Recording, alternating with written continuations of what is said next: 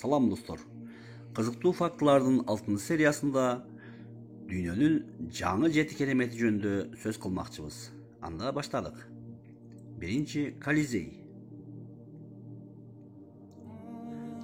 Флавиевтердин амфитеатры азыркыга чейин сакталып калган эстеликтердин бири болуп, Италиянын Рим шаарында жайгашкан. Биздин замандын 72-80 жылдары император Веспасиан курдурган.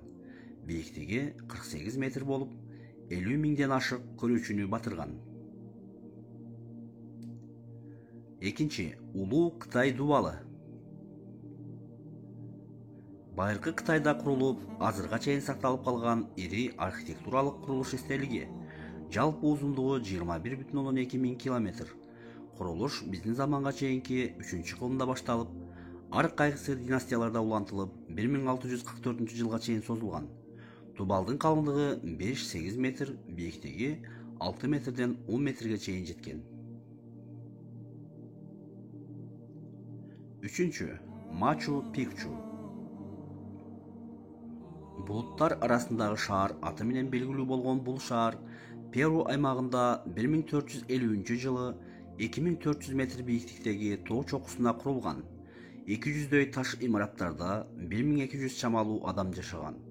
1911 жылы 24 июлда учкуштар байкап калып табылган. Төртүнчү Петра.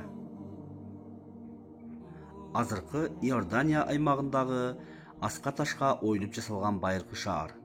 Айланасы 60 метр бийик табигый аска менен курчалган. Көп кылымды башынан өткөргөн шаарда эң алгач идумейлер жашаган. Андан кийин набатейлер, римдиктер, византиялыктар, арабтар крестүүлөрдүн карамагына кезеги менен өтүп турган. Бешинчи Тадж-Махал. Индиядагы Джамна дарыясынын жээгиндеги Агра шаарында жайгашкан.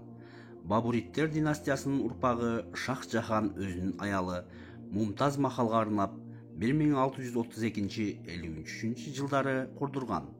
Бийиктиги 73 метр болгон имарат ак мрамордон жасалып, кооздук үчүн бирюза, агат, малахит асыл таштары колдонулган.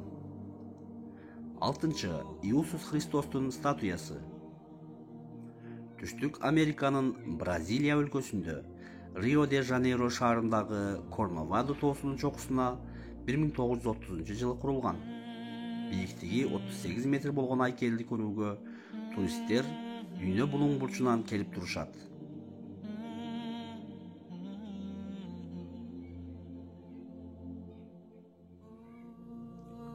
Жетинчи Чичен-Итса.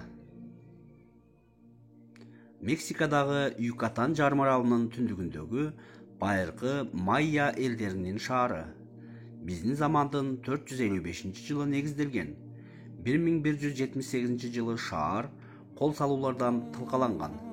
Борбордук храмынын бийиктиги 24 метр болуп, 9 тепкичтен турган.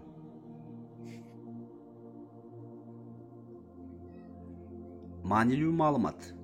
Дүйнөнүн жаңы 7 керемети швейцариялык Бернар Вебердин демилгеси менен New Open World Corporation уюму сурамжылоо аркылуу жүргүзгөн. Добуш берүү жыйынтыктары 3-7 датасында, башкача айтканда 2007 жылдын 7 июлунда жарыяланган.